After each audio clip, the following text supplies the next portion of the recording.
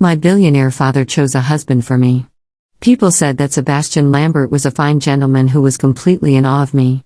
He seemed easy enough to handle, so I agreed to the marriage. The wedding was held at the grandest hotel my family owned. On the big day, as I pushed open the doors in my wedding dress, a bucket of foul-smelling blood came crashing down on me. The scene inside was even more horrifying. What was supposed to be a pure and romantic ceremony was now decorated with giant spiders and cockroaches. Grotesque clown faces grinned at me from the walls, and at the altar stood a black coffin. Sebastian's adoptive sister, Ruth Lambert, strolled over with a group of people. She covered her mouth in fake surprise and said, "Oh my, Claudia. You look like a pathetic mutt right now." Laughter erupted around me. Holding my anger in, I replied coldly, "All of you, get out." Ruth crossed her arms arrogantly, looking down at me as if she stood on a pedestal. "Come on, Claudia. Seb personally asked me to surprise you. I put in a lot of effort to decorate your little wedding. You're telling me to get out? Not even a thank you? Do you need me to teach you some manners?" She signaled to the people beside her, and two of them stepped forward, trying to force me to my knees. Stunned for a few seconds, I pulled out my phone and called Sebastian. "Is this the surprise you had your sister prepare for me? Forcing me to kneel before her?" This wedding had some of the most influential people as guests. I didn't care much either way, but the older guests wouldn't be as forgiving toward Sebastian Lambert. If he was truly as chivalrous as my father claimed, I figured giving him a chance to fix this wouldn't hurt. But before I could finish speaking, Sebastian cut me off impatiently. "That's all you wanted to say?" His tone was dismissive, as if I were making a fuss over nothing. My rage was indescribable, but I took a deep breath and tried to stay calm. "Mr. Lambert, you seem to be confused. The wedding's about to start, and Ruth has turned the venue into a crime scene. You'd better come deal with her." The line went dead with a beep. I was aghast. We hadn't even met, and he had already hung up on me twice. Was this what my father meant by an awe? Ruth sneered. "You're nothing but a mutt the Lamberts picked up off the street. Who do you think you are now, the lady of the house? So what if Grandpa likes you? I'm the only one Seb cares about." My disheveled appearance didn't seem to satisfy her. She lifted her blood-splattered heels and said, "If you crawl over here and lick my heels clean, maybe I'll spare you some scraps in the future." My chest heaved with fury as I gave her one final warning. "I don't care who's spoiling you. It's none of my business. Get out of my hotel now, or I'll call security." Ruth curled her lips into a mocking smirk. "Your hotel? Please. Do you even know how much Seb paid just to rent out this hall? Someone as broke as you couldn't afford a tile in this place." I narrowed my eyes at her. I had always kept a low profile to avoid being recognized and abducted. I wore plain clothes, but everyone in my circle treated me with respect. Spoiled brats like her only existed on television. Not wanting to waste more breath, I pressed the intercom button on the wall. "Someone's causing trouble here. Please send help immediately." Ruth's face darkened. "How shameless of you. Looks like you're stubborn to the core." She barked at the burly man behind her. Beat her to a pulp. Teach her a lesson. I had learned self-defense, but my wedding dress made it hard to move. It didn't take long before one of them yanked my hair and slammed me to the ground. Pain shot through my back, and I could have sworn something dislocated. I was struggling to get up when the security team finally arrived. I steadied myself and pointed at Ruth's group. "They're the ones causing trouble." But before I could finish, a guard jabbed me with a stun baton. Agonizing pain surged through my body, and I nearly blacked out. When I opened my eyes, my hands were pinned behind my back, and I was shoved against the wall like a criminal. "Ms. Lambert is our guest. Our duty is to protect our guests," one guard said coldly. The surrounding staff murmured among themselves. She said she was the owner of the hotel. Look at her now. How delusional. She really thinks she's the lady of the house.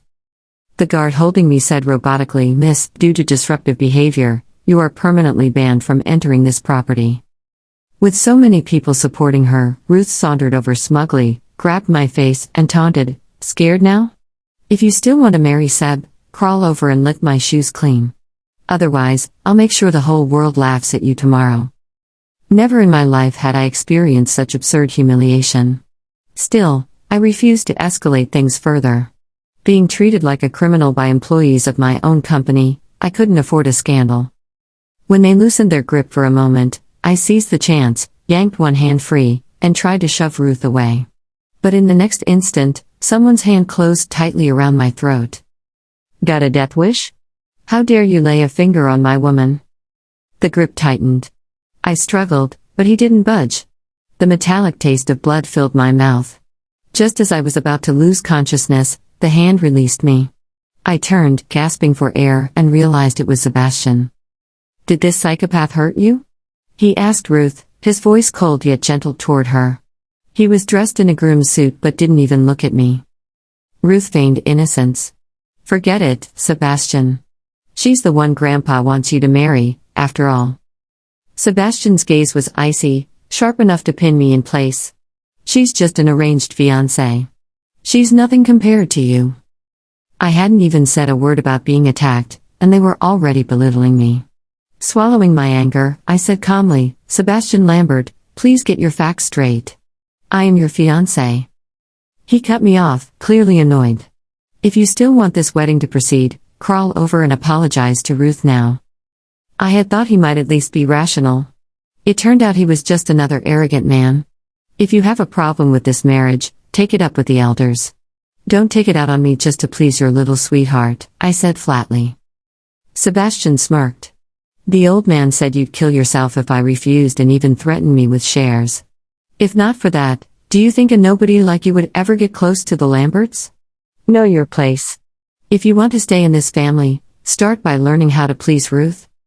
His words were so absurd I almost laughed. Sebastian, you were never my only option. Ruth chuckled mockingly. You're just pretending to be calm? Once Seb dumps you, you'll be crawling back, begging. She shoved me again.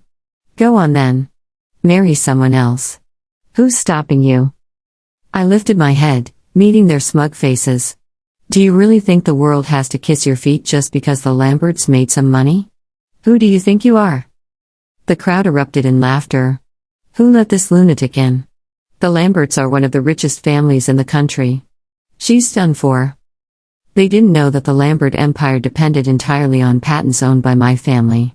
In a week, those patents would expire unless renewed, and without them, their company would collapse. I was my father's only daughter. Theodore Lambert, Sebastian's grandfather, had begged us to marry into our family to secure the rights. My father had only one condition, that my husband would always respect and protect me. Theodore promised his grandson was well-mannered and deeply admired me. That was why my father agreed. All I had to do was marry Sebastian, and the Lamberts would keep their patents and survive. Yet the moment Sebastian opened his mouth, he nearly ruined everything his grandfather worked for. Ruth smirked, thinking my silence was fear. Scared now? Too late. Sebastian pulled her close and sneered. Crawl over, clean off the dirt you got on Ruth, and apologize. Otherwise, get lost. I straightened my posture, smoothing my disheveled hair. Have it your way, I said coldly. Cancel the wedding. As my words echoed through the silent ballroom, the tension in the air thickened like smoke. Ruth's smug grin faltered for a moment before twisting into something crueler. The guests began murmuring again, torn between disbelief and amusement. No one had ever dared to defy the Lamberts in public, especially not during their own wedding. Sebastian's expression darkened. You think you can just walk away? His tone dripped with arrogance. You're nothing without this marriage. Who do you think you are, Claudia? I lifted my chin, my voice steady despite the adrenaline coursing through me. Someone who won't crawl to be treated like trash. For a brief second, the hall fell into stunned silence. Then Ruth laughed mockingly, the sound sharp as glass. You? Acting tough? That's rich. You were supposed to be a pawn, not some spoiled heiress pretending to have pride. She turned toward Sebastian, pouting. Seb, she's ruining your big day. Are you really going to let her talk to me like that? Sebastian adjusted his cufflinks lazily, then looked at me with eyes full of disdain. Security, he said coolly, escort this woman out. She's no longer welcome at this event. The guards hesitated. They looked at each other uncertainly. Even though Ruth had claimed the hotel was theirs, they all knew who truly owned the property. My family name carried weight. I took a step forward, my voice sharp as a blade. The first one who touches me will be unemployed by tomorrow morning. The head guard froze. Miss. We. Do it, Sebastian barked. Or you'll be blacklisted from every Lambert-owned company in the city. Fear flashed in their eyes. The Lamberts still had temporary control of the patent licenses, and for now, that meant power. 2 guards stepped toward me reluctantly. I didn't move. Then a new voice echoed across the hall. What's going on here? Every head turned. My father, Walter Ainsworth, entered, flanked by several executives. His sharp gaze swept across the blood-stained floor, the grotesque decorations, and the coffin at the altar. His face hardened. Claudia, what happened? Before I could answer, Ruth jumped in. Oh, Mr. Ainsworth, it's not what it looks like. I was just trying to lighten the mood. Claudia misunderstood. Silence, my father said coldly. Even Ruth's practiced smile froze. He turned to Sebastian. Is this how you treat my daughter? Sebastian straightened, attempting to look composed. Mr. Ainsworth, with all due respect, Claudia overreacted. She was rude to my sister. I was simply handling it. My father's voice dropped an octave. Handling it? He gestured toward the coffin and the splattered floor. This is your idea of a wedding ceremony? Blood, spiders, and humiliation? Sebastian opened his mouth, but my father raised a hand, silencing him. You've made your position clear, Mr. Lambert. And so will I. He turned to me with a calm, almost chilling composure. Claudia, call the lawyers. The Lambert family will receive a formal notice by tomorrow morning. The partnership between Ainsworth Technologies and Lambert Holdings is terminated effective immediately. A collective gasp rippled through the hall. Sebastian's face turned ashen. Wait, what did you just say? My father's tone didn't waver. You heard me. The patents your family relies on are expiring next week. You needed this marriage to renew them. Without it, Lambert Holdings has no production rights, no investors, and no future. Ruth's confident facade shattered. You can't do that. Grandpa said. My father shot her a glare that could freeze fire. Your grandfather begged for this arrangement. I agreed out of goodwill, not obligation. I stared at Sebastian, watching as realization dawned on his face, and with it, the first flicker of panic. Claudia, he said, forcing a smile that didn't reach his eyes, maybe we got off on the wrong foot. You're angry, I understand. We can talk privately. I tilted my head slightly. You mean crawl privately? His jaw clenched. You're making a mistake. You'll regret this. I smiled faintly. No, Sebastian. For the first time, I'm not the one making a mistake. My father placed a reassuring hand on my shoulder. We're leaving. As we turned to go, Ruth suddenly shrieked, her voice cracking. You think you can walk out after humiliating us like this? I'll make sure the media knows how pathetic you looked. I glanced back at her, my tone icy and controlled. By all means, go ahead. Just remember to smile for the cameras when your family's empire collapses next week. Her face drained of color. We walked out, past the stunned crowd, leaving behind the wreckage of what was supposed to be a wedding, and the ruins of the Lambert family's pride. Later that night, I sat in my father's study as his assistants moved quickly around us, drafting legal notices and recalling company shares. My phone buzzed with messages, dozens of them from unknown numbers. Sebastian, Claudia, we need to talk. Sebastian, I was provoked, I didn't mean it. Sebastian, please. My grandfather's health won't survive this shock. Let's just fix things. I ignored them all. My father watched me from across the desk. Are you sure about this? You've ended a billion-dollar partnership today. I met his gaze steadily. It was never a partnership. It was an illusion. They only wanted our technology. He nodded approvingly. Then it's time to show them what happens when they cross the Ainsworths. Outside, the city lights reflected off the glass walls, painting streaks of gold across the night. For the first time in years, I felt free, though I knew this was only the beginning. The Lamberts wouldn't go down quietly. And I wasn't planning to let them off easily, either. The next morning the city had already decided on its favorite headline.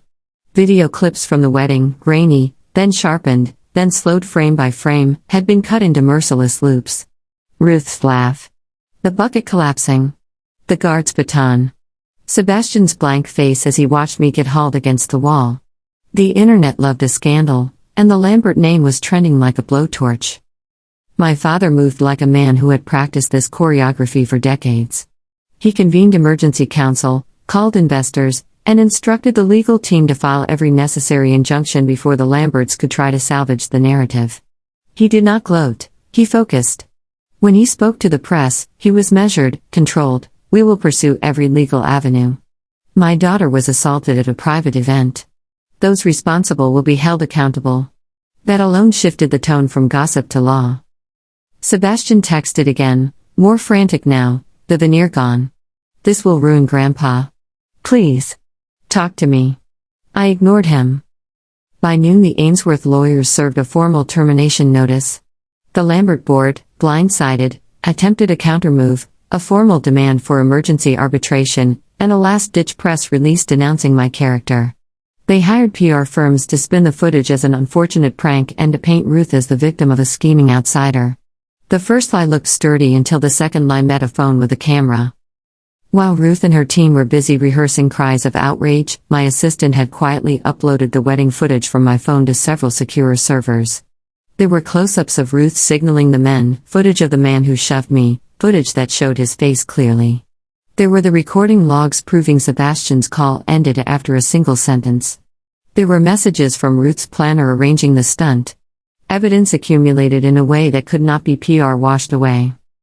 That afternoon the country's top technology regulator announced a preliminary review of the patent transactions between Ainsworth and Lambert Holdings, prompted by anonymous tips and a public petition from engineers who relied on the technology. Within 24 hours, regulatory subpoena notices began circulating. Investors hate uncertainty. The Lambert share price wobbled into freefall. The Lamberts turned inward, frantic. Theodore Lambert, formerly untouchable, sat in his study, hands trembling, while his lawyers whispered about emergency capital and silent rescues. Sebastian paced the corridors of their family compound, trying to compose messages that read less like pleas and more like responsibility. Ruth posted a video statement, reluctant, staged, rehearsed, but the comments beneath it were merciless.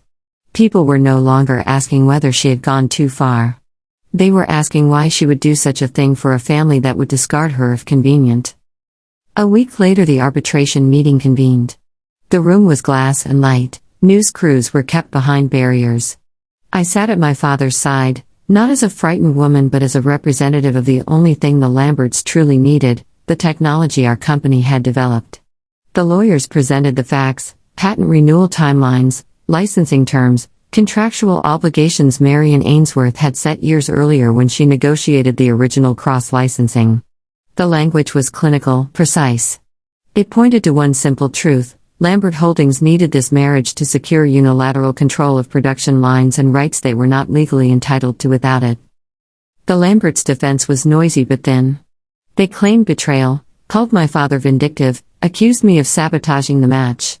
Sebastian, when asked to testify, offered a shaky account that collapsed under cross-examination. The timeline of his calls did not match the footage. His recollection of events contradicted several witnesses. The board's most loyal members quietly slipped into the hallway to take calls. Investors were dialing in with calm, terrible questions about sustainability and risk. When the arbitration panel issued a preliminary ruling, it was a quiet sentence that felt like thunder: the emergency measures would stay in place pending a full regulatory review. Lambert Holdings could not lawfully proceed with any unilateral licensing transfers. Several key investors announced they would withhold further funds until governance was clarified. The company's credit line was frozen. Without production rights, without investment, the Lamberts had nothing to offer but legacy and name. Money followed certainty, and now the certainty had evaporated. Ruth was the first to fall. Internal messages, her planner's emails and photos showing her instructing the surprise were leaked to the press. The narrative flipped: she, who had mocked and humiliated me, had staged the spectacle to embarrass her own family and position herself as indispensable to Sebastian. The public's appetite for poetic justice was insatiable. Sponsors canceled endorsements tied to the family. A handful of board members tendered resignations, citing personal disagreements and diverging visions. Sebastian tried the last avenue left to him, a poor-mannered attempt at contrition in a live interview. He apologized to Ruth with eyes wet for effect, then, when a journalist asked about my assault, he stammered and offered platitudes. The public did not accept it. Sympathy drained away and left only the brittle residue of a man who had chosen family reputation over basic humanity. Meanwhile, my life rearranged itself, not with spectacle but with small, steady, necessary decisions. I filed a civil suit for assault and defamation. The charges against the security team and Ruth's accomplices were pursued by prosecutors who had seen the same footage as the rest of the country. My wedding dress was burned privately, my father insisted, an act of closure that felt right in its quietness.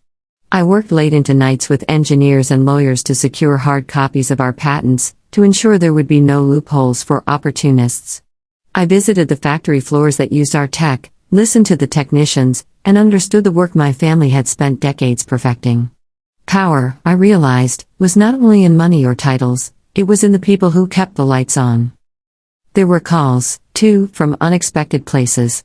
Entrepreneurs and investors who had once been competitors now offered alliances. They admired the way we had weathered the storm and saw an opportunity for a more transparent partnership. Offers came with conditions, governance reform, public commitments, and a seat at the table for independent directors. We accepted some, declined others. The message was clear: we would not panic sell our legacy. We would rebuild it on different terms. On a humid afternoon 2 months after the wedding, the Lambert board convened again. This time Theodore Lambert addressed shareholders via a televised meeting. His speech was thin and old. The man who had commanded rooms with a glance now sounded tired. He announced he would step down as chairman and that Lambert Holdings would pursue a complete governance overhaul. Investors cheered the prospect of stabilizing leadership and a restructured board. Stocks recovered marginally, but the damage, the trust lost, the relationship severed, could not be undone overnight. Sebastian was quietly removed from the succession line. Whether by his grandfather's decision or by the consent of panicked directors, he found himself with diminished influence. Ruth left the public eye entirely. The last image of her was a blurred photograph exiting a corporate building under umbrellas, the heels now scuffed and her smile gone. Her accomplices faced charges. Their careers in high places ended with the kind of suddenness that men like them rarely see coming. When the dust settled enough for me to breathe, my father asked a question I had been expecting but avoided: "Are you all right?" He didn't need the answer to be theatrical, he wanted it honest. I thought of the bucket of blood, of the coffin, of heads bent with judgment, and of the quiet, resolute labor that had protected our work for years. I said slowly. I'm not broken. I'm tired. But I believe we did the right thing. He nodded once, like a man who had been waiting to hear his child speak as an equal. The patents will be safe. We'll build alliances. You won't have to be anyone's pawn. I smiled, small, private. I had not won a victory of revenge. I had taken back agency, protected what mattered, and refused to let humiliation define me. There was no grand, cinematic moment of revenge where every Lambert bowed and begged forgiveness. Instead there were contracts, resignations, regulatory reports, and men whose arrogance was quietly eroded by consequences. That felt truer. Weeks later I stood in the decommissioned ballroom, cleaned, repainted, its marble gleaming under careful lights. They had tried to make a spectacle of me there once. Now it was simply a hall again, one room among many. I walked through it slowly, fingertips grazing the banister where my veil had snagged in another life. Father watched from the doorway. You could have married him, he said softly. I considered it, flashed back to Sebastian's coldness, the security guard's baton, Ruth's cruelty. Then I thought of the technicians who relied on our patents for their livelihood, the engineers who had stayed up nights refining a circuit, the interns who had joined our lab because they believed in the work, not in titles. I thought of the law and the slow, steady machinery of accountability. No, I said. Not today. Maybe not ever.